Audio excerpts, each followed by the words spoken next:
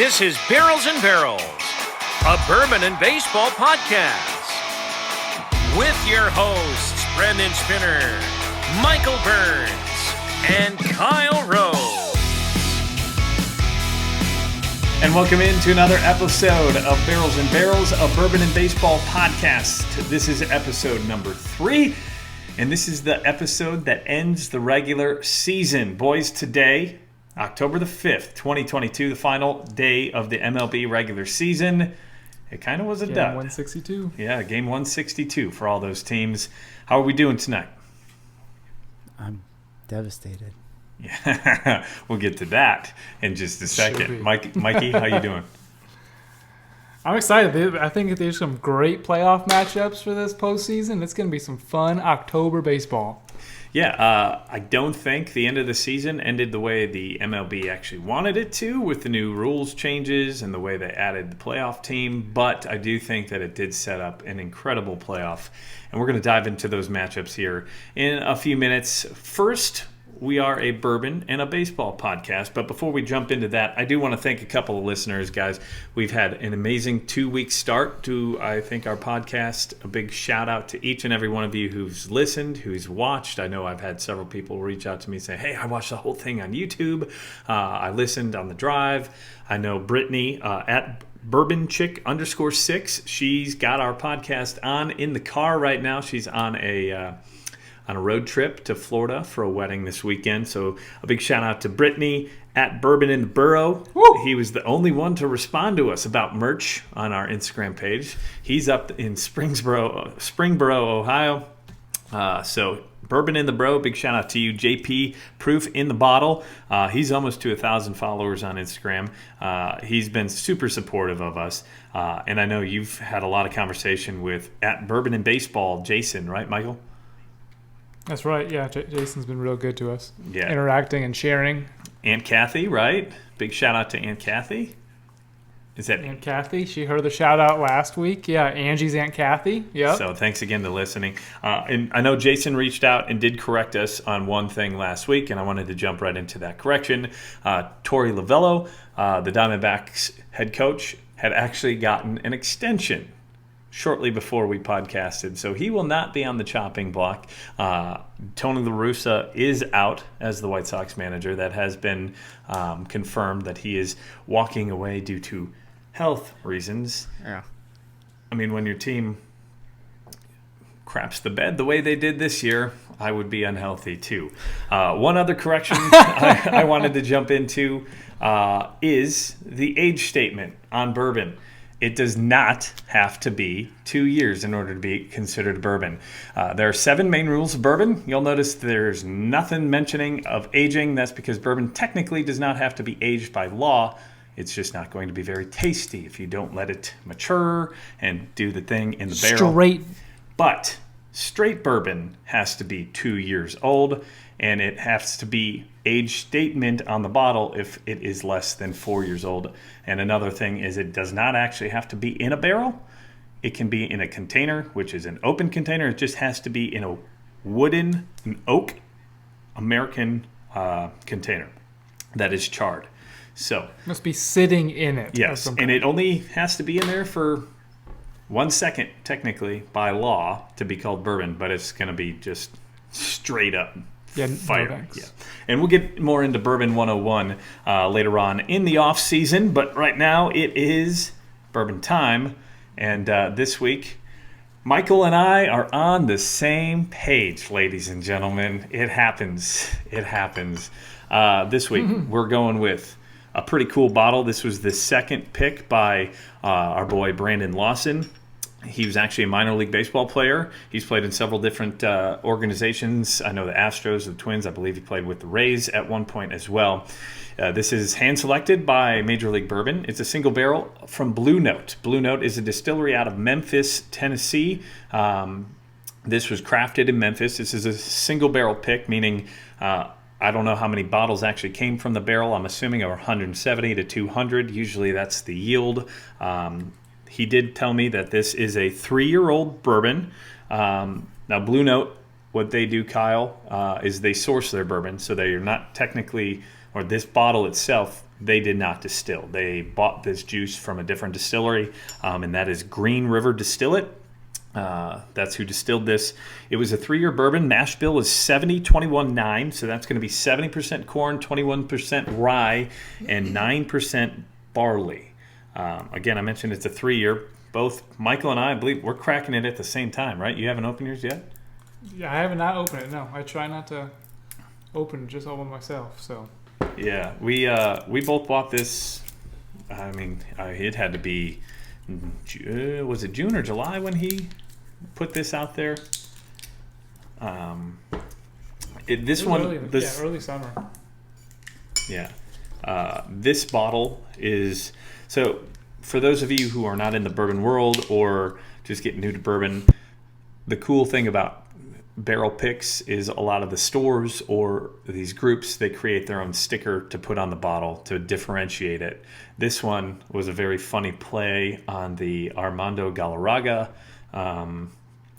You blew it. Perfect game that Jim Joyce called the runner safe. This was pre-replay, so that's why it wasn't a perfect game, because they would have been able to overturn it on replay. But I think it's already been, 10, 11 years since that happened, Mike? It's been a hot minute. Yeah, he came out even afterwards crying that he ruined the game, admitted that he was wrong, tearing up. But the play on words is the you blew it, with the blue being the ump, and also blew it as in you ruined the call, being spelled blue from the Blue Note. So cool stuff there. Galarraga holding the bottle on the mound. He probably wanted to at that point. There's my pop. This is a 122 proof bourbon.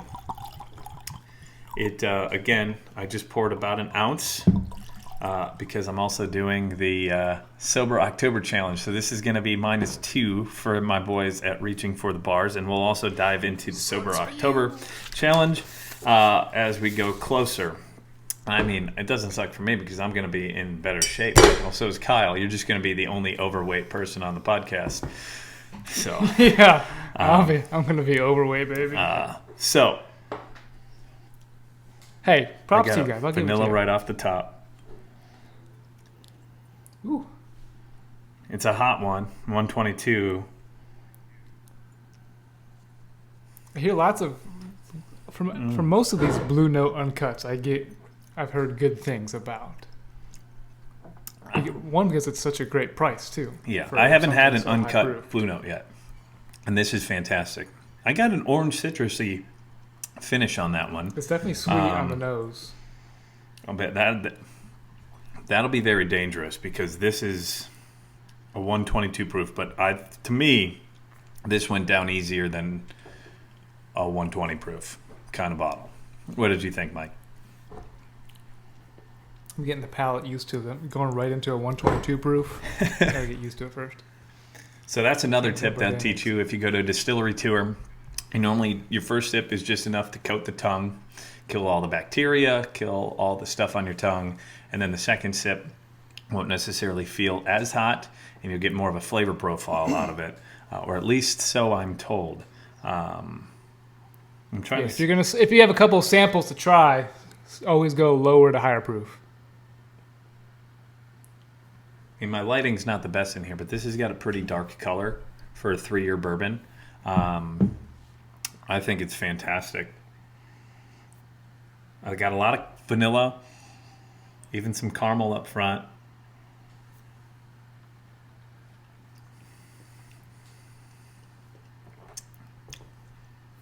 I do get the citrus at the finish. Yeah, which is weird. Like, not all bourbon. I mean, Kyle, each different bourbon has a different flavor profile, a different way that it hits. Citrus, I don't think, is necessarily a stronger one. I think, Mike, would you say that vanilla, cinnamon, most of the time have those normally Caramel, rank? butterscotch. Yeah. Those usually are like the, I guess you would call it the more common of the bunch. I get a lot of cherry in a lot of my flavors when I try them, but I mean that's really good. I know. I will say anything I've tried that Brandon's picked has been pretty damn good. This is the 4th or 5th pick of his that I've tried. I know another one that he's coming out with soon is from Penelope. This is a cool one coming forward, and I'll talk about that in a second. We'll just want to talk about the Blue Note. So this Blue Note Juke Joint whiskey, it's uncut, unfiltered. Mike, do you want to explain what that means? So I hope I'm correct here. So uncut means it came out of the barrel and they did not cut it with any water. Mm-hmm. Typically, to get the proof down, so say it goes into the barrel at 122 proof, where they want to get something down to 92, or they just want more bottles. They want to produce more bottles from that barrel. They'll add water to it. So that's where the term uncut comes from. Unfiltered, I don't know that I could say that correctly, Brandon, if you know that one. So I've been to a couple of distilleries. They'll filter it with almost like a coffee ground bag. I know that's what Boone County Distillery does. They'll actually, similar to how you pour water over the coffee filter so the coffee comes through, but the coffee grounds don't come through with it. They'll filter it. Some distilleries do that to keep the char out of the barrel, because when you're dumping a 55-gallon or is it 53-gallon barrel of bourbon, they char the barrel first. Well, that char sometimes, as the liquid goes in and out of the barrel itself, because that's what makes the color and creates the age, is the bourbon goes into the wood. Yeah, bits and pieces. Sometimes bits and pieces of that char will fall off into the barrel. So when you pour that out, it's going to come out with it every once in a while. So that's why some people will unfilter it. I don't mind it. I know some probably do. I don't see too much of a char to this. There are some tiny, tiny specks, I think I would say. But now, I've been seeing a lot lately charcoal filtered. Mm-hmm. And I'm assuming... So that's, I think, like you get in your Keurig, you get those little Keurig, those little charcoal packs. Mm-hmm. So that's a charcoal filter they'll run them through. When you see it says charcoal filtered. Yeah. So that is why it is called an uncut and unfiltered. And Michael did a fantastic job explaining the uncut portion of that. Is so when a bourbon goes into the bottle or into the bottle itself, it's going to be whatever it ends up as. But when it comes out of the barrel, it could be 135 proof. It may just be that they're trying, as Michael said, to get a bigger yield. Say they're expecting X amount of bottles out of this. Okay, well, we're going to proof it down a little bit, adding that distilled water to add more volume to the bourbon itself. And that is one of the rules when it comes to bourbon. You can't add any coloring. You can't add any flavoring. It's just water that you can add in order for it to be a bourbon. But, I mean, for 3 years old, I mean, age is not always the tried and true way to go about it. But I'd say this is a younger bourbon. A majority of them are going to be on the market between 4 and 7 years for the most part nowadays. For a 3-year barrel, I think Brandon knocked this out of the park. Right. Yeah. I actually have another Blue Note uncut, and this one beats it. Another store pick actually, and this one beats that one. The other one was a little. I thought it was a little peppery. The other one, and so when someone else was raving about it, this Blue Note uncut, I was like, I'm not impressed. It's spicy. It's hot. It's peppery. It burns in the finish, and you don't get that one here as much. I have quite a few Blue Notes. This blows the Blue Note crosswords out of the water, in my mind. Oh, the crossroads for sure. Yeah. I still. This is one of my favorites. Is the Blue Note 9-year uncut from Elixir. Is it uncut? It's not. I don't think it's uncut. Is it the 100 barrel proof? It was barrel proof. What was that at? It's barrel proof. 123.7. But this is a 9-year Blue Note, and if. Yeah, I got that same bottle from Elixir there in just outside of Nashville, just southwest of Nashville. That's a great spot. If you're ever on I-65. Spring Hill, Tennessee. And you're going just hunting or just you're looking for a good store pick, that Elixir Liquors out in Spring Hill, Tennessee is a go-to. He's always got samples for you to try too. That's the only reason I bought that Blue Note is the dude gave me a sample and I was like, I can't walk out of this place without. And I think it was only $65 too. Real quick, Brandon is doing another barrel pick. I'm definitely hopping in on this one. Absolutely. This one for baseball fans is going to be a special one, not just because all of his have a baseball theme, but Kyle, you'll enjoy this. I believe they toasted it, right? It's Penelope. Penelope is also a fantastic bourbon, but what they did is they put it in a toasted barrel. So what happens with that, Kyle, is they take the bourbon, they age it for X amount of time, and they take it out of the barrel and they put it into a new barrel that is toasted, meaning it's not as charred as it was before. It creates a different flavor profile, sometimes more of a smokier hit. For the most part, that's what I've gotten out of it. Everyone's different. But what he did and what he paired with Penelope with, they put the juice in this new barrel on opening day and they dumped it today on the final day. So it's all 162 games of the season. So it's the season-long finish, I believe is what it's going to be called. I will be hopping on that. If anybody listening to this is a bourbon fan and a baseball fan, I think you need to hit up Brandon. Either one. Yeah, either one. I bet if you're a bourbon fan, you need to do this, but I think it's cool and extra special being a bourbon and a baseball fan. So moving on, as we did the show last week. Baseball, it's aged 162 games. Yes. As we It needs that age statement. aged 162 games. I like that. So this past weekend, a big one. There was really only one series that we were talking about in our last podcast. Mets and Braves. Thought it was going to be a marquee matchup. For the most part, it kind of fell flat. Yeah. I mean, it still was. It was a good great matchup, games. but Still was great games. But it was just like the Mets are gonna Met, and I think like they always do. Statement of the series. Yeah, I mean, the Braves came out and put a whooping. Dansby Swanson went off with a home run, I think, versus Scherzer and DeGrom on back-to-back nights. Matt Joyce seems to be heating up. This Braves team looks like a different team going into the playoffs than we've seen repeating teams. The big thing in baseball is it's hard to repeat a World Series. Mike, what do you think? Did we lose Michael? I think we lost. Yeah, because health is one of the biggest things. Is can you get all your guys healthy into the postseason? You know, I mean, the Dodgers lost Buehler, one of their top starting pitchers. But yeah, the Braves, they're a young team. They're locking up their guys young, and I mean, like you said, Swanson. I cut out for a minute there, but Swanson hit a home run in each night. Olsen hit a home run in each night. I mean, and that's not even their two biggest swingers. I mean, Olsen is their home run hitter, but they got Riley, they got Acuna, who's not even having a great year and could definitely turn on one. But they just keep pumping kids up too, pitching. They look like, and pitching wins. Pitching wins the World Series. Mm-hmm. Well, they've got a stud rotation, and Strider coming up is a wild card, being a rookie, but they just came off winning the World Series. They just continue to add talent, and they're going to be a force to be reckoned with, not just this year, but years to come.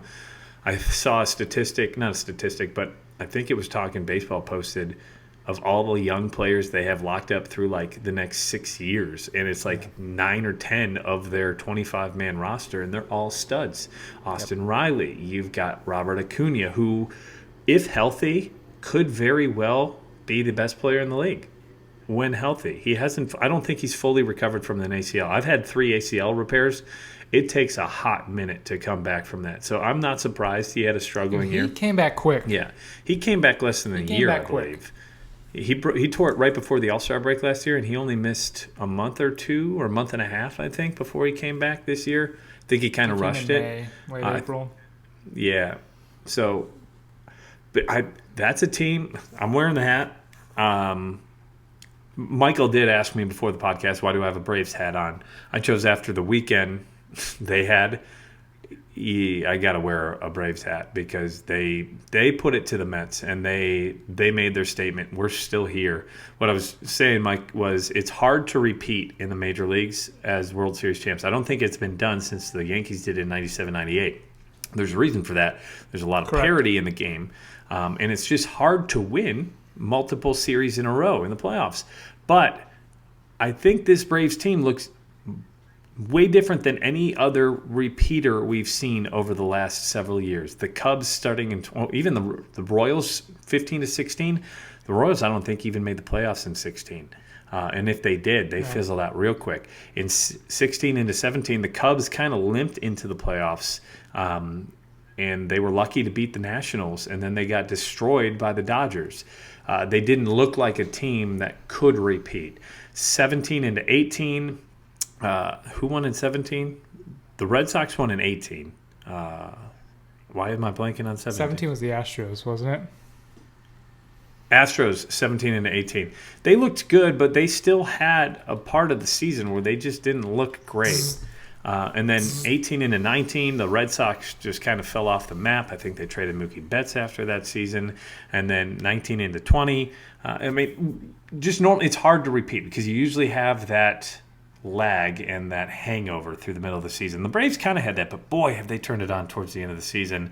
That's a team to watch out for sure. I know we want to try to get. I think they're the first team I think they're the best team that has both ends, offense and pitching. For sure. Especially with the Dodgers without Buehler. I mean, the Dodgers are stacked and they've got a ton of talent. But I think if we were to say the team that is the best well-rounded, where is the Braves' weakness? Maybe the bullpen? And I don't even think that that's too big of a weakness lately. No, they have had the same few guys the last few years. Yeah, it's and that's another thing is consistency in the lineup helps, and I think that that's really going to help them. And they've got the experience from the last couple of years.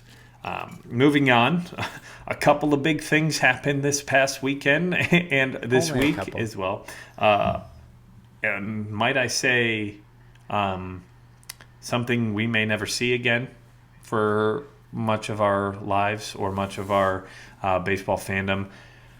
The big one to me was Albert Pujols' Sunday and Monday. I mean, I know Judge hit 62, and we'll touch on that in a second, but Pujols, with his home run on Sunday, number 702, tied Babe Ruth with the second most RBIs ever. And then the next night, the dude hits another bomb, a 2-run home run, to jump past Babe Ruth and sits all-time second in RBIs ever, which I didn't even realize. We were talking so much about his home run race that I didn't even realize how close he was on RBIs. That's just to pass Babe Ruth and everything. He's behind him in home runs, but I mean, incredible. Yeah. Just as a baseball fan, a nonchalant baseball fan, it was incredible to watch. It was just one of those where, like, I don't pay attention to all of the games. Right. And especially as a Reds fan, you don't stick to the Cubs or anybody else like that. But I made sure I watched those games because you just wanted it to happen. Yeah. Oh, I was hoping, and once I saw that he was within range, I was like, I really want him to hit this. Like, I really want him to get not only he already hit 700, but I really want him to pass that RBI record. And the way he did it, to tie the game, and then also to just he tied the game twice. I think he took the lead, or he took the lead with the first double in the first inning on Sunday. It was just it was fun to watch, and I don't think I've really said that much about Cardinals baseball before. The other part that happened last night. It's never fun to watch. No, it's never been fun to watch Cardinals baseball. Sorry, Cardinals fans. You just know it. You would say the same thing about the Cubs, so I think we can relate on that one. Last night, since we're recording here on Wednesday, October the 5th, Aaron Judge broke the AL record. We were watching live and we were listening live last week when he had not had a base hit up until that moment. Did you know that? So he was totally Between pressing. 61 and 62? Yeah, and they'd hurt him with the Triple Crown race. The Triple Crown. But, I mean, 62. It gave me chills just watching. Did you see the dugout reaction? Yeah. Oh, yeah. I mean, his teammates. How about the guy from left field that thought he could catch it in the bullpen? I didn't see that part. I was just like freaking out. I was like, this is insane. And then I was like, I've got to post on Instagram. I hope you've enjoyed our Instagram posts this week. We've been trying to get out some more content baseball-wise. Don't worry, Bourbon folks. We're going to have more Bourbon content coming out as well. But really Fall cool weather, stuff. Bourbon weather. Yeah, fall weather is Bourbon weather. Heat it up. Question for you guys. I did want to pose. It came to me this morning. So, if you had a choice, you had to choose between one of the two. Would you rather hit 60 home runs in a season or hit for the Triple Crown? So if I'm going to hit that 62, I'm going to hold the record. You just have to hit 62 home runs. So I was thinking with Judge, he holds the American League record. So right, but so yeah, are you gonna like you're asking if I hit 62? Yeah, so if you were Aaron Judge right now, try to hit it for average. Yeah, you go for that home run record. Yeah, Chicks dig the long ball. But I think it's been the Triple Crown's only been done a handful of times. Still going right, with home though. runs. There's a handful of guys that have the Triple Crown. There's one home run king.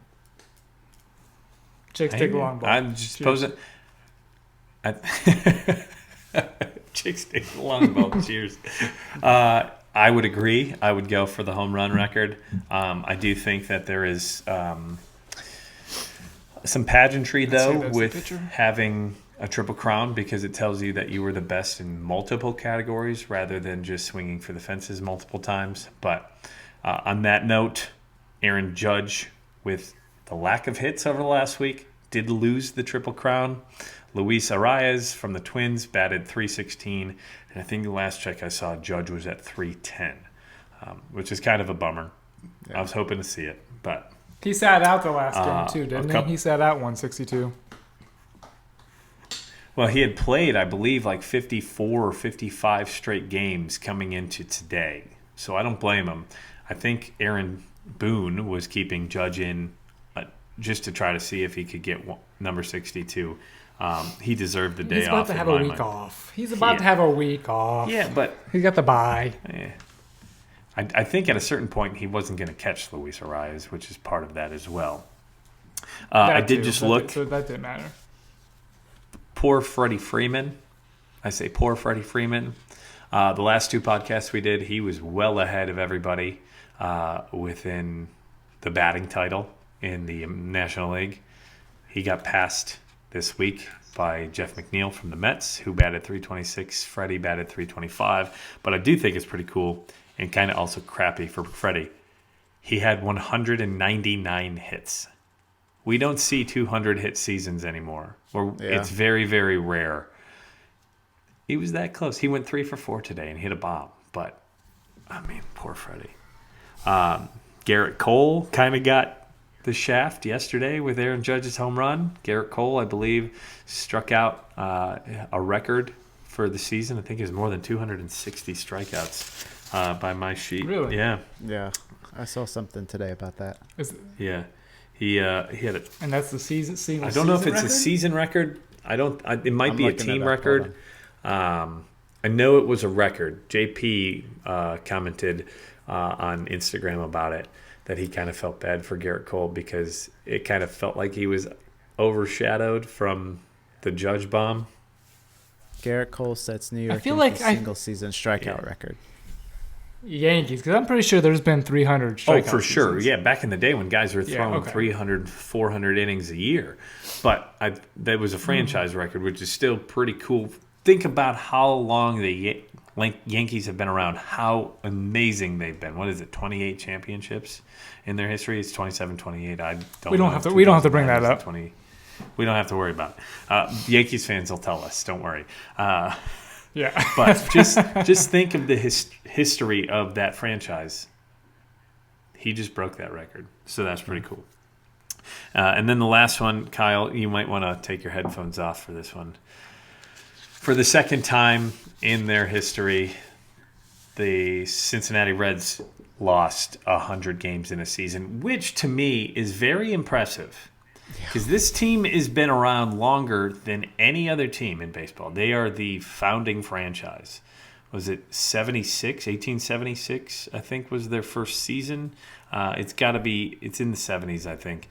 It's all. I drive by the sign every day. You would think that it would be ingrained in my head, but I know it's 141 seasons that they've been keeping statistics for the Reds, and they've only lost 100 games twice. Yeah, that 100 loss there flipped Kyle. He went to Wrigley, and look at the guy. 1869. 1869. Okay, I thought it was. Yeah, you're right. And was it the first season they started keeping statistics in 76? Or maybe the first time they were still riding horses to get to their games. There was no such thing as a car. They were taking trains cross country. 1879. 1879. National League keeps reached first base as the official statistic. I just think that's incredible for how, I won't say putrid, but for how bad some of those seasons have been for the Reds over the last 2 decades.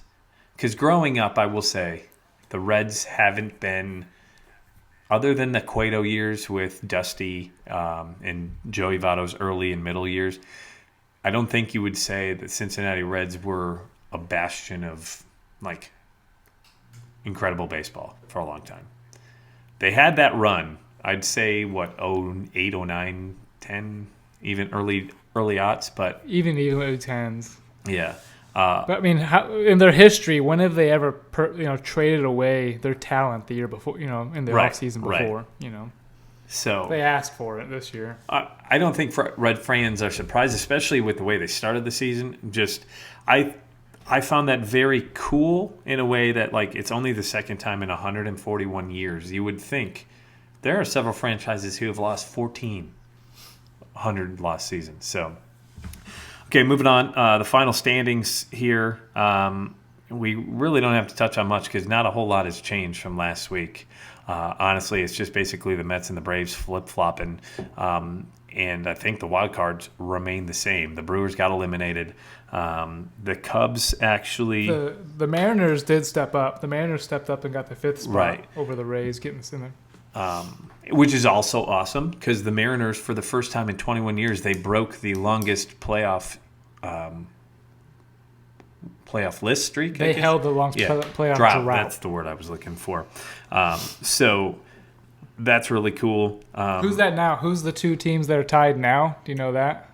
Who are the 2 teams that are now tied? In baseball or overall? Because I think they held the longest playoff drought among sports. Among sports? Yeah, I believe it was the longest playoffs drought among sports coming into this year because the Bills had that for a while and they've made it to the playoffs a couple of years in a row. In the major leagues, off the top of my head real quick,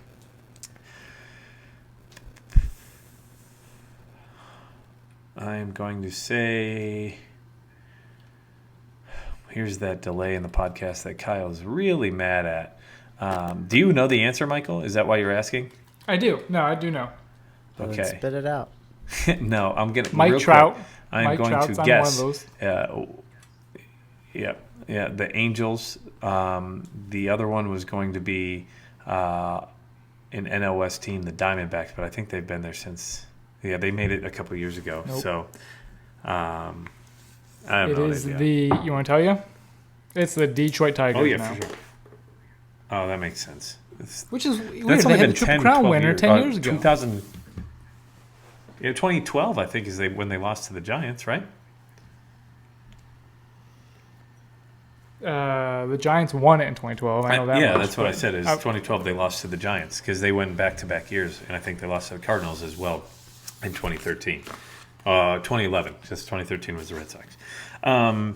So, moving on, we're going to go to the playoff series. I think we've got some intriguing matchups here. I think it's going to be some really good baseball. And the cool thing about this year is this is the first year of what they're calling the wild card round rather than just the wild card game. For the last several years, it's been a one-game winner-take-all. That won't be the case this year because that only used to be the 4th and the 5th seeds used to take on for the wild card. Now it is 6 teams in each league make the playoffs. This year we have the Rays versus the Guardians. That's going to be hard to say at first because they're formerly a different name. The Mariners will travel to Toronto. San Diego will travel to New York to take on the Mets, and the Phillies take on the Cardinals. First thoughts on these series, guys?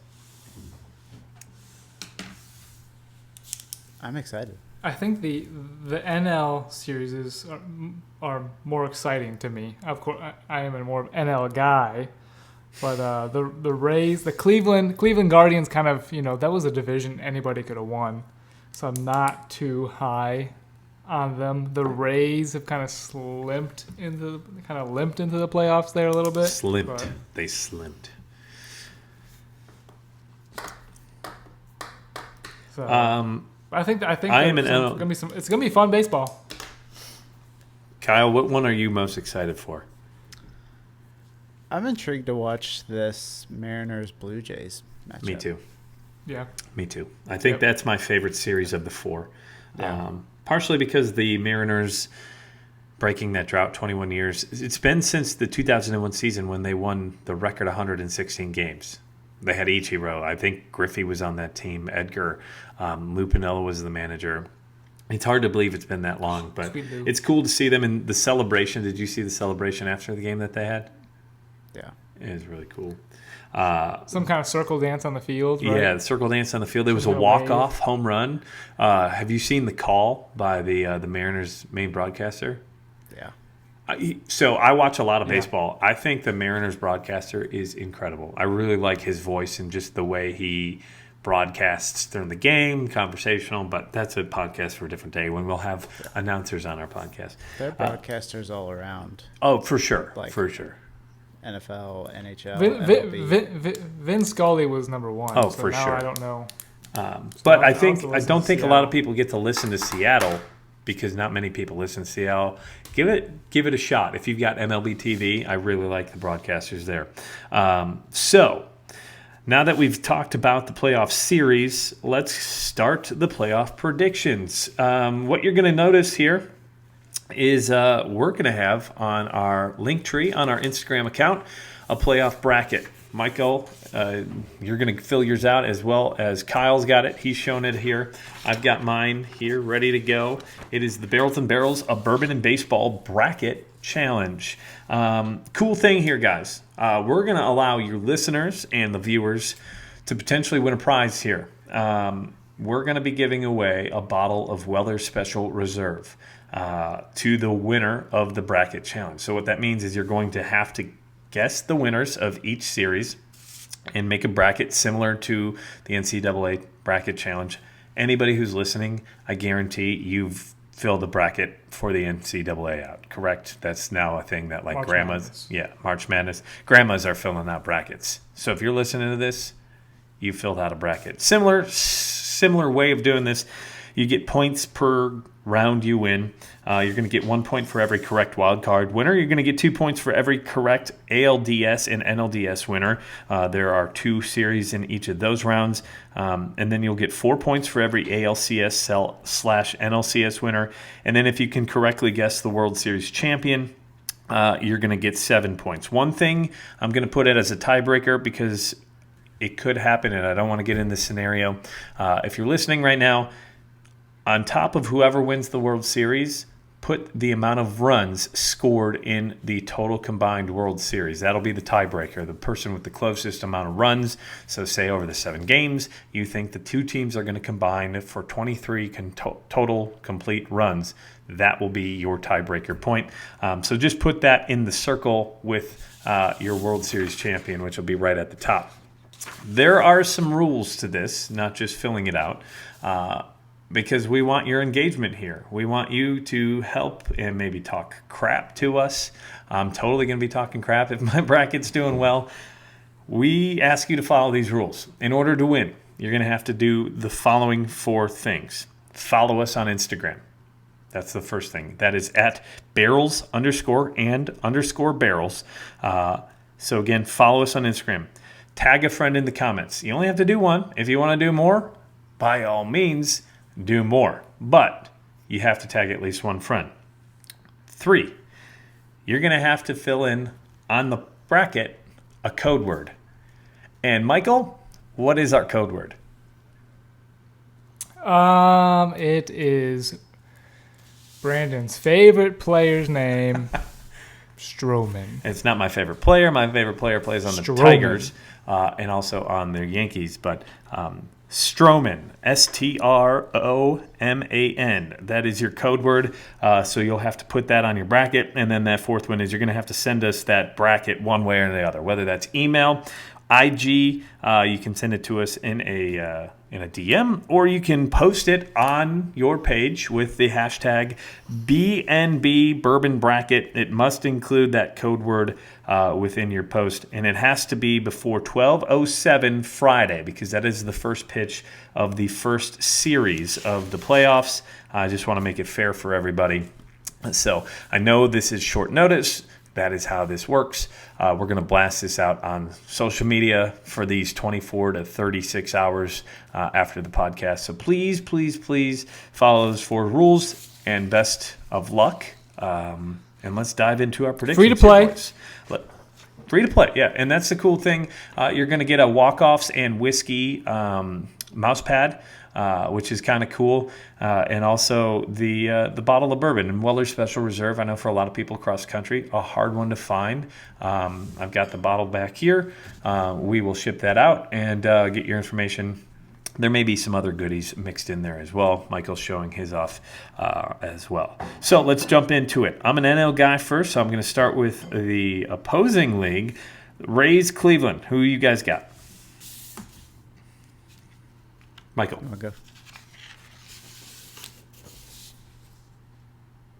Am I going? Okay, Yeah. so I'll go. I'm going with the Rays. I think the Cleveland doesn't have enough both sides. I think they've got Shane Bieber as their ace, Tristan McKenzie as their surprise breakout candidate finally this year. But I think the Rays have enough pitching that if their guy can only go 3 innings, they've got enough starters for a 3-game series to shove it. So I've got the Rays beating the Guardians. Kyle? I also have the Rays beating the Guardians. And I'm going to also go with the Rays beating the Guardians. My reasoning is the Guardians do not have the offense to stand up to the Rays pitching. Just a couple of quick stats.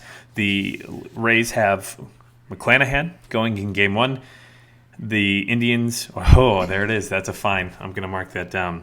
That's one. That is $1 to charity. The Guardians are the 11th worst batting average versus left-handed hitters this year. And they also, I believe, struggled versus righties at times to hit the ball out of the ballpark. I do think home runs in the playoffs a little more. They're weighted a little more. Not that you get more runs out of them, but home runs in bigger moments tend to seem to swing the momentum more in playoff games. And the lack of firepower within the Cleveland Guardians lineup is I almost got it. I saved myself. It is a little less. So I'm going to go with the Rays. Next series in the AL, Mariners versus the Blue Jays. Michael. I've got, as fun as Seattle is, they do have Julio Rodriguez having a great rookie season. I didn't see him coming out as strong. And he just got a big deal. Yeah. They've got some great pitching, some two young guys, Logan Gilbert and George Kirby, but I still think Toronto has the better offense with Bo Bichette, Vlad, and then their whole outfield of George Springer. I've got Toronto. Kyle? I wanted to pick Toronto for everything that Michael said, but as a Reds fan, I want to see Jesse Winker and Suarez get a playoff win, so I picked the Mariners. And you know who's pitching in Game 1 for the Mariners? Luis Castillo. So there's another Red. Half the Reds team. Yeah, half the Reds. It's the Reds in the Northwest. I also went with Michael on this one. I'm taking the Blue Jays mainly because of the home field advantage of Toronto. I haven't looked, but I don't know how many players in Seattle are vaccinated. That's going to play a big role because all 3 games are in Toronto, and all 3 games in every series will be at the home team. Toronto, though, went 2-5 versus Seattle this year, and I think Castillo is going to pitch better than Manoah, who is the only 2 starters that have been announced for Game 1 in that series. But I'm still going to go with Toronto. I do think they'll probably lose Game 1, and I think they come back on the next 2. So let's move over to the National Manoah's my boy. Manoah's my boy. He's a stud. Second year, yeah. But I don't think the Blue Jays just have the experience that some of these players in Seattle do. Even though the Mariners haven't made it in years, they've got a lot more veterans in my mind on their team than the Blue Jays do. But let's jump into the National League. That 3-6 matchup, the Cardinals are hosting the Philadelphia Phillies. That first pitch is going to be on ABC at 2:07, Game 1 on Friday. Michael, who you got? Phillies. No question. Phillies. Remember I told you there was a bracket who I want to win and who I think's going to win. I still got the Phillies. I think the Phillies are hot right now. They might, Schwarber has been hitting a home run every night, maybe even 2 every night. Harper hasn't been hot, but I think he'll come in big moments. Bryson Stott at shortstop, and then Alec Baum and Gene Segura across the infield with Rhys Hoskins. I think they're well-rounded. For a 3-game series, they've got Nola, who's had a great year after struggling last year, maybe even the year before. Zach Wheeler, even a better year. And then Kyle Gibson, who came over from Texas. They got who's his second year. Not Phillies, not overpowering. Right? Or is this his first year? I want to say it's his first year. But he's not overpowering. And then come out of the bullpen if they need to, and have Thor. Have Thor come out of the bullpen. But I think Nola and Wheeler shut him down for a short 3-game series. The Cardinals are a little too iffy. Of course, I got to say that. They have a lot of pitching. Some magic they did into Jose Quintana.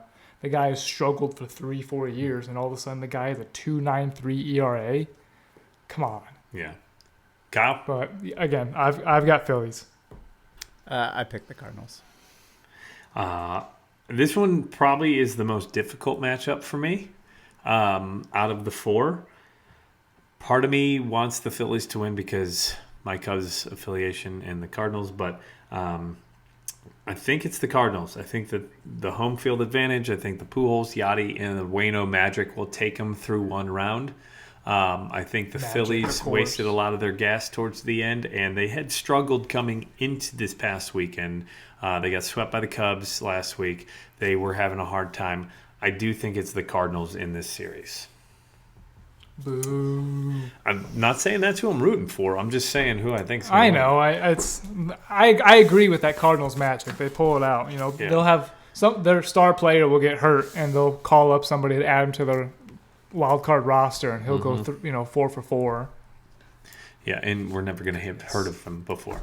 Okay, last wild card round matchup. Let's try to get this a little quicker. The Padres versus the Mets. I think this is a tough one. Both have some good pitchers, 1 and 2. I mean, the Mets have 1, 2, 3, 4 pitching, but in the end, I've got the Mets moving up. They've got aces to come across. I know DeGrom has struggled, but they've got aces. Kyle? Same reason I picked the Mets. So I want to pick the Padres because I just like a lot of their players. But pitching wins championships. And beyond you and the lefty who used to be on the Rays, I can't even Musgrove. You got Musgrove. He's probably going to be... Oh, Snell. Yeah, Snell. He's got the playoff experience, but he hasn't had the most amazing year. They've got some arms, too, between those 3. And then is Manaea still healthy for the Padres? Manaea, I don't know if he's healthy, but he has not had a good year. He's got a 5. Yeah, I know he really struggled, but he still has talent there. Struggled. Yeah, but I'm going to go with the Mets as well, which is kind of chalk except for the Rays. Rays are the only one that I picked that was the lower seed. So let's go back to the AL bracket. It's going to be a divisional matchup. The Rays versus the Yankees is who I had, and we all had that pick. So, guys, who moves on to the ALCS? I even though I like the Rays pitching better, I don't think the Yankees have the best pitching. I don't think there's depth at starting. The Yankees offense, I think, is much better than the Rays. The Rays are a younger team with Wander. Is Wander even healthy at shortstop? I don't think. I don't think he that, is. I don't think they have enough bats to overpower the bats that the Yankees do. So I've got the Yankees moving on. I have the Yankees as well. And I will make that a quick one. I also have the Yankees. The Yankees just have more of a well-rounded lineup from top to bottom, and they have the MVP on their team. And just their pitching, I think, will hold up strong enough, especially on the rest, to match up with the Rays. As far as the second series, Kyle, you have the Mariners versus the Astros. Michael and I both have Toronto versus the Astros. Michael, first, who are you advancing to the ALCS?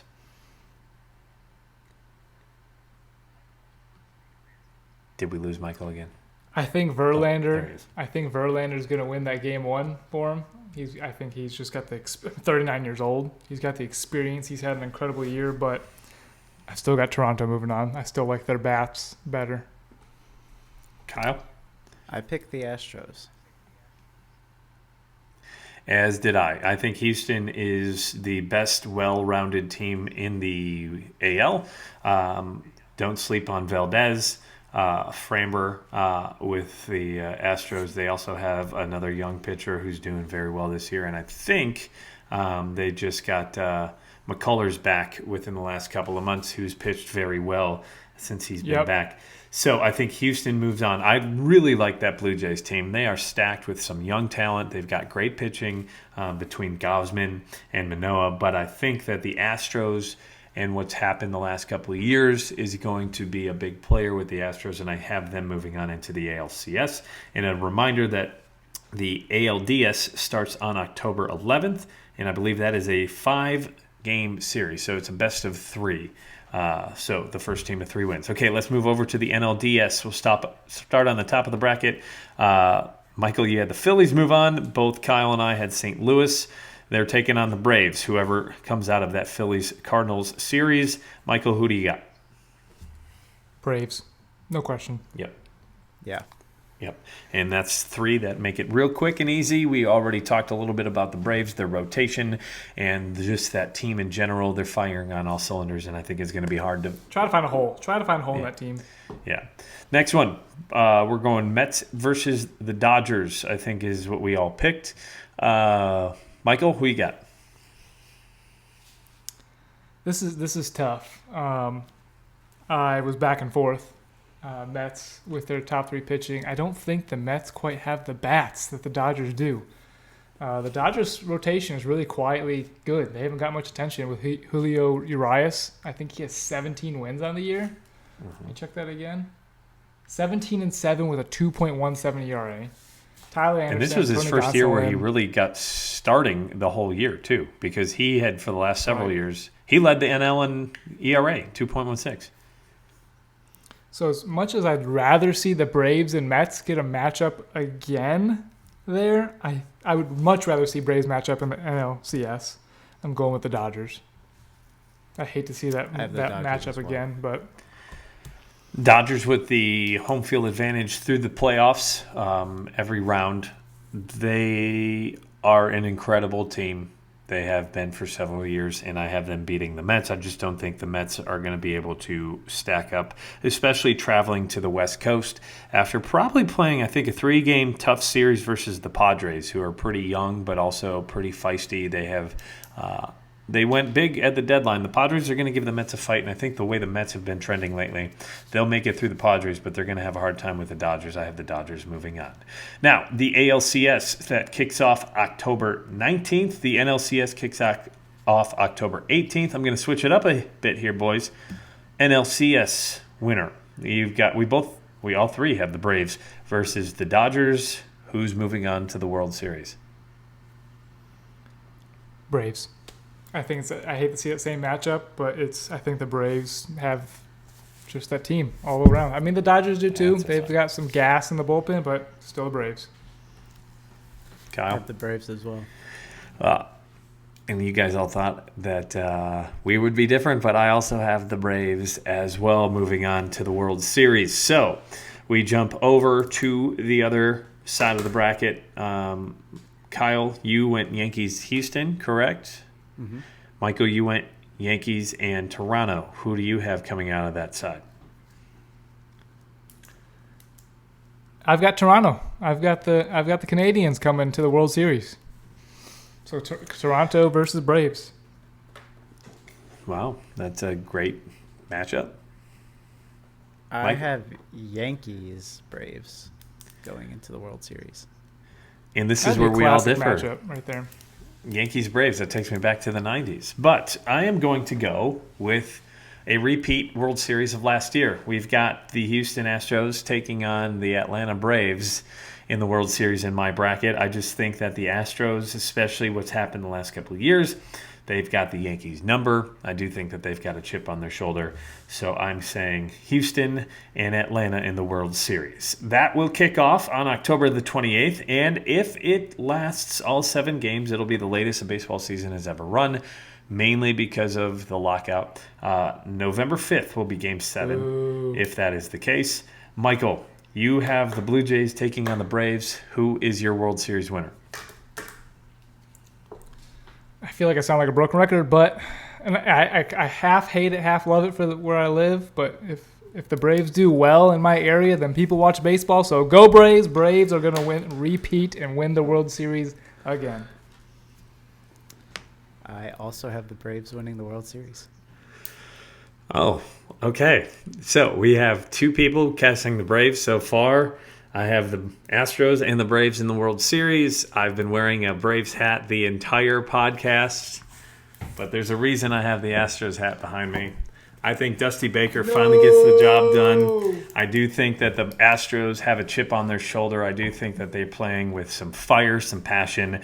It'd be cool to see Verlander And some new technology. Yeah, with the new way of cheating, and that's going to really mess up and make our walk-offs and whiskey sponsors a little upset. But hey, I'm going with the Astros. I have my tiebreaker at 31 runs. I think the Houston Astros and the Braves will play 7 games. This is going to be a bloodbath. It was really hard for me to decide between the two, but I'm going Astros. And I think that that's just going to be an incredible playoffs. Yeah, I don't like to hear the Astros back in the playoffs. I still have that bitter taste, that nasty taste from 2017. They've still got a few of those guys on there. I don't blame you. Now, Kyle, you did do something pretty cool this weekend, shifting off of the bracket talk real quick. I want to hear your fun family trip to Wrigley Field, the friendly confines. How was that? It was incredible. I've been to Chicago before. I've walked around Wrigley. I've never got to actually go into Wrigley. So I was 7 years old again, going to my first baseball game. I was literally that guy on the trip that was like, we have to get there early. We have to do this. We have to do that. So we got there, got to see the big Cubs sign. Everybody was taking their picture in front of it. Walked in. It felt homey in the best way possible. It's not a small ballpark, but it felt small. And I fell in love with it. Some of the people weren't lovely, but we got amazing seats. The staff there was incredible. Treated us like we were Cubs fans. Food is food, drinks were drinks, but the overall experience, Reds didn't come out with a win, but I was just happy to be there. And You got to hear Go Cubs Go. Got to hear Go Cubs Go. Got to hear Jane Lynch sing Take Me Out to the Ball Game. I could say so many amazing things, but we're already an hour in. And, we were trying to keep this short, but I do think I really want to hear more about this, man. Like, you've been to a couple ballparks now. What number was this for you? I don't know. Where would you rank it among ballparks that you've been in? Top 3 for sure. Okay. If you had to pick a favorite part of the ballpark, what would it be?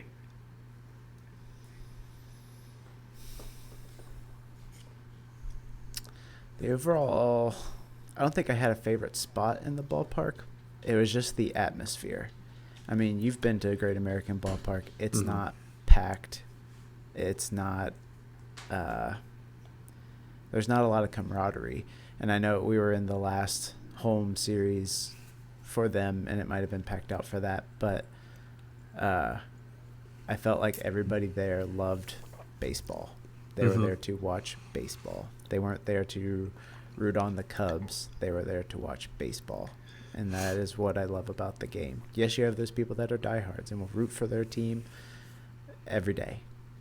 I'm a Reds fan, but as you can see, I'm decked out in Cubs gear. I love baseball. We didn't talk about that. You've got a Cubs hat on. You got a Cubs. That was the game day giveaway? Yeah. Little Cub hoodie. And I went to the pro shop, and I'm following Brandon's lead. I didn't do this when I was younger, but when I go to a ballpark, I went out buy a hat. Yeah, I buy a hat at every Major League Baseball stadium I've been at. I'm at 20 now. I dropped one because the Rangers decided that after 20 years of having a stadium, let's just build a brand new one. So I got to go back to Texas to go to, I believe, is it Globe Life Park or Globe Life Field now? Which I hear is amazing. The ballpark at Arlington was pretty cool. Yeah, and I've heard, you're right. Yeah, I've heard it's fantastic there as well. Kyle, we're going to a Cubs game, all three of us. I have season tickets. We'll go in the bleachers. We're going to go around Wrigleyville. I'm really happy you had a great time at Wrigley. I do think that it is a place every baseball fan needs to be at some point in their lifetime. I don't necessarily think it's the best ballpark. But when it comes to atmosphere, I think it's the best one I've been to, for sure. And I'm not saying that as a Cubs fan. I'm saying that as a baseball fan. I think Wrigley is the best atmosphere. It has that homey feel. Like you said, it's not the smallest in the league, but it's got that just quaint feel to it because there's only 2 levels. There's 2 decks. And everything just seems so close to play. But Wrigley is a must. And we'll touch on stadiums here down the road in future podcasts. But I really wanted to hear your first impressions of the stadium. And I'm really glad as a Cubs fan that you loved it. Real quick, jumping back to the bracket, I did want to list off some odds here. I'm a gambler. I like to gamble on baseball. I've got tickets on the Phillies. I've got tickets on the Cardinals. I also have a ticket on the Rays to win the World Series. And earlier this year, I bought a ticket on the Blue Jays to win the World Series. So my money and my mind wants those teams. But the Dodgers are 3-1. The Astros are 4-1. Braves are 5-1. Yankees are 5-1. Mets 7.5-1, which would equate to 15-2. That's plus 750 for those gamblers out there. Toronto Blue Jays 12-1. Cardinals 15-1. Padres 20-1. Guardians 25-1. Mariners 25-1. Phillies and Rays are both 35-1. So if you think they've got a shot, go put $1 on them. You win $35. Transitioning, we were challenged last week by our friends over at Reaching for the Bars to Sober October. We are on October the 5th. Kyle, you and I are the only 2 who are up for the challenge because we're the only 2 brave ones on this podcast. The other one just doesn't like to put his neck out there and do things that challenge him. So, chocolate cake. We can mute Michael for the next 3 or 4 minutes and talk about how your Sober October's going. Besides being sore, it's great. I don't think I've done this many squats in my life, but no, I feel good. I wouldn't say I'm an inactive person, but it's definitely pushed me a little bit more. And I'm excited to see what happens on October 31st. Yeah, for those who are just tuning in or you don't know, Reaching for the Bars is a podcast out of Huntsville, Alabama. They have challenged us and their listeners, but they did challenge portions of our podcast to do this. Real quick, there are a lot of points, and you can figure out the whole thing on their Instagram page. They've got a link tree. And for those of you who are still listening and want to participate in our bracket challenge, I meant to tell you, That bracket is posted in our link tree. You can get that right at the top, which is in the bio of our Instagram page. As far as back to reaching for the bars, their challenge, there's a lot to it. I'm not going to dive into everything, but mainly, you just have to do 100 push-ups every day, 200 air squats every day, hit half of your body weight in water, meet your macros. You get extra points, and you get deductions here and there. I'm doing okay. Today, I'm going to be a 0 because I did have alcohol for Sober October. I thought the push-ups were going to be a lot more tough and a lot more difficult than they've ended up being. I'm going to say I do a lot of working out. I do all that, but normally push-ups in high volumes get me. They've been so far so good. I've had 3 knee surgeries, so the knees have not loved the air squats, but I do feel pretty good. And in the last 5 days, I am down 3.5 pounds. So far so good. We'll see where we're at in a couple of weeks. We'll continue to do a quick update. But we were challenged real quick, not only by RFTB, but there's a side bet in a way between the 2 producers. We've got Steve. Yeah, I don't know how Chad and Trey keep deciding that they want to challenge me. Chad and Trey, yeah. Steve, I don't know. They don't really understand who they're messing with here. They called Kyle Steve in their latest podcast that dropped this week, and you can get them wherever you find your podcasts. But Trey was the guy who got your name wrong, but he's challenging you and Chad, their producer, also his real name is Andrew, to head-to-head. So the loser between the 2 podcasts, the podcast who loses has to do a TikTok dance chosen by the winning podcast. So Kyle, it's all on you, man. Or Steve, should I say. Let's go, Steve. Steve, Kyle, Steve Rhodey, it's all on you. And as we start to wrap this up, I do want to give a shout out to Walk-Offs and Whiskey. We didn't really talk about what we're wearing today. Kyle, you did show your Cubs and your Cubs sweatshirt and your Cubs hat. I talked about the Braves and the Astros hat, but I also have a Whiskey shirt, which also reads "Whiskey is key." This is from Whiskey and Walk-Offs. That is one of our sponsors, Whiskey and Walk-Offs. Walk-Offs and Whiskey. Excuse me, man. I am so sorry for blowing that. It's walkoffsandwhiskey.com. They're offering you, our listeners, a 10% off promo code at walkoffsandwhiskey.com. That promo code is the letters BNB. Again, 10% off your order. Use the promo code BNB. Mikey, what you got? I see a Cubs postseason hat on. What's your shirt? My postseason. Of course, my shirt is for you, Brandon, for last week for getting the Great Bambino. We got Hamilton Porter here from Sandlot. Since you forgot, the Great Bambino last week hit 700 home runs. Oh, yeah, that's right. I made a mistake, and Michael likes to correct people on their mistakes because he's extremely perfect, and Michael has never, ever made a mistake about anything in his life, especially a bourbon mistake. He's never made that before either. He's never made a mistake about how long bourbon needs to be in a barrel or a container, and it doesn't even have to be in a barrel. But for all of you out there, I want you to know that Michael is the most perfect human being that has graced this earth, and that we all need to kiss Sultan his of Swat. feet. The King of Crash. So again, walkoffsandwhiskey.com. Use the promo code BNB for 10% off your order. Okay, real quick. Next week, we're going to preview. We're going to have a special podcast next week. We usually record on Wednesdays. We're doing next week's on Monday. That would be October the 10th. That is Columbus Day. So it should drop on the 11th. It'll be a recap of the wild card weekend because all 3 of those games for every series should be done. We'll preview the division series, break down our brackets, where we sit, who's leading. And again, if you do want to join in on our bracket challenge, follow us on Instagram. That is at barrels_and_barrels. You can tag a friend. That's one of the rules. Code word in our podcast. Kyle? Yes? What's the code word? Oh, Stroman. Yes.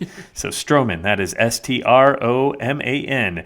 You send an email to us that can be sent to barrelsn, the letter N, barrels@gmail.com. Again, barrelsn, barrels@gmail.com. Or you can send it to us in a DM or hashtag BNB Bracket with your post on Instagram. And again, you can find that post or the bracket itself in our link tree. And that's all we'll have next week. We'll try to make it a quick one, break down everything, talk about the weekend in baseball, maybe talk about a different bourbon. You can find us on Instagram, as I mentioned, barrels underscore barrels. We're now at 260 followers. Shout out to all of you. Twitter at barrels and barrels. Facebook, you can find that Barrels and Barrels Pod. And the email, as I just mentioned, barrelsandbarrels@gmail.com. We're on YouTube. All the listeners on YouTube, you guys have been fantastic. We've had more than 115 views in the first 2 weeks. Big shout out to you. Please also rate us and review us and subscribe to our podcast. You can find that wherever you listen to podcasts. That's Google Podcasts, iHeartRadio Podcasts, along with Spotify and Apple. Kyle, Michael, any final words? Let's go. We will see you next week. Thank you for listening to episode Can't 3 wait for of these Barrels series. and Barrels Podcast, a bourbon and baseball podcast. Go Braves and go Astros, I guess. There you Go teams. Go teams. Go sports. We'll talk with you next week. Thanks for listening and have a great rest of your day. Let's go.